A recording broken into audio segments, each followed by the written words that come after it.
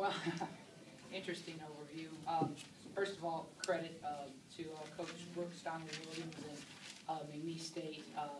The two previous times, and now after today, it's certainly been an interesting game, a great spectators game for sure. They had a super aggressive game plan, and we countered at times, and I really feel like there were stretches in the game that we did give ourselves an opportunity and some momentum, and we just didn't capitalize or sustain runs.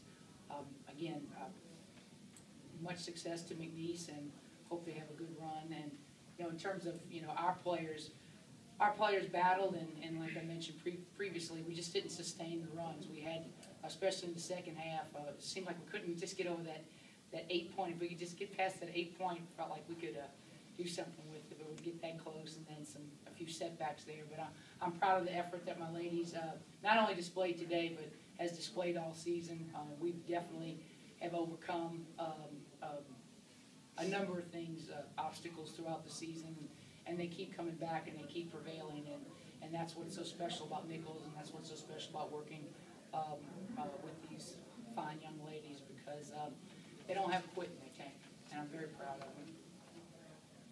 Okay, let's open. Brandon, here. Just please.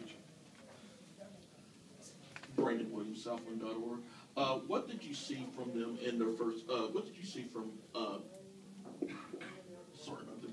What did you see from McNeese compared to the first two games? Nothing different. Nothing we didn't expect. I mean, obviously not only with the Baggett twins, but also Ashlyn Baggett, the younger sister. I mean, we were very aware of their ability to not only shoot the three, but shoot deep, and the scout really didn't change. The intangibles, I believe, like in this game, was Oki. Oki scored 17 points or call it double-double tonight, and I don't think in the previous two games she had a double-double put together, and hats off to her. She did what she had to do, and but we were prepared in terms of their strength versus their go-to, and what they were looking to do versus what we tried to curtail or shut down in previous outings. Taylor Noyes with the Daily Commentator. Coach, defensively, it wasn't a great game out there. They shot over 53%. I think the last game you played, we held them to under 30%. It seemed like y'all looked a little slow defensively. Just comment on what y'all were trying to get done and what y'all couldn't get done defensively. Well, like I said, the game plan was essentially the same. What we had some issues with today were we wasn't coming off those screens that they were setting clean, those hands off. We wasn't coming off clean. In previous outings, we were much cleaner coming off that in terms of the hedging and sending them back the opposite way. Tonight, we sort of got caught up amongst ourselves sometimes. We were trying to switch off screens or hedge off handoffs, and we found ourselves caught up with each other. And we just wasn't as clean and crisp as we were coming off the different, like I said, the ball screens or the handoffs.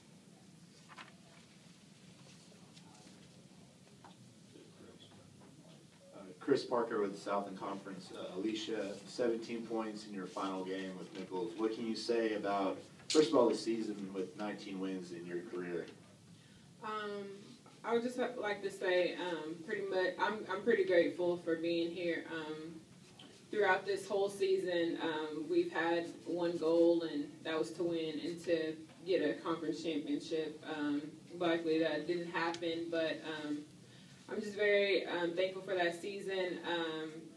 We could have actually done better, but we didn't, get that chance to do that, and we're just very thankful to have made it this far.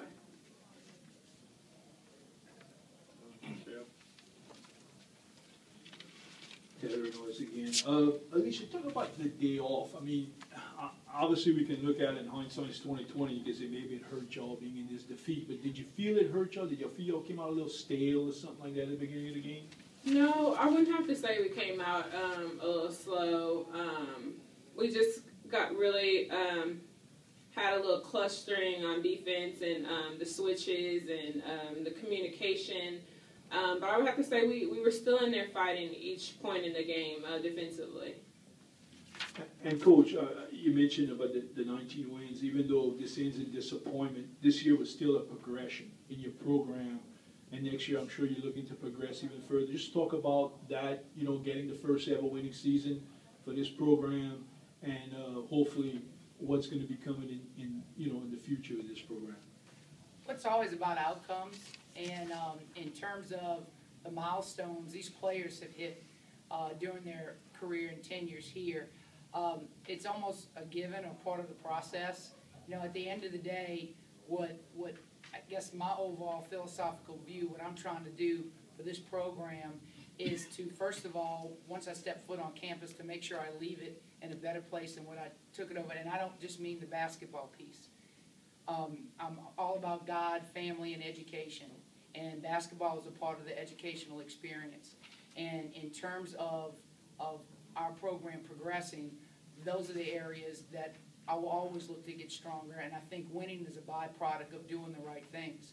And if we continue to bring in kids of great character, kids that are dedicated not only to their academics but also to the community and doing different things, the winning is going to be the byproduct. Because a lot of times I believe in this game, it's about the intangibles. And if we can continue to bring in quality people to do the grit work, all I do is show up at practice and do a whole lot of yelling. It's really those players that are out there doing it, and I'm thankful to God every day for this opportunity that I've been given here at Nicholls, and this run is not over.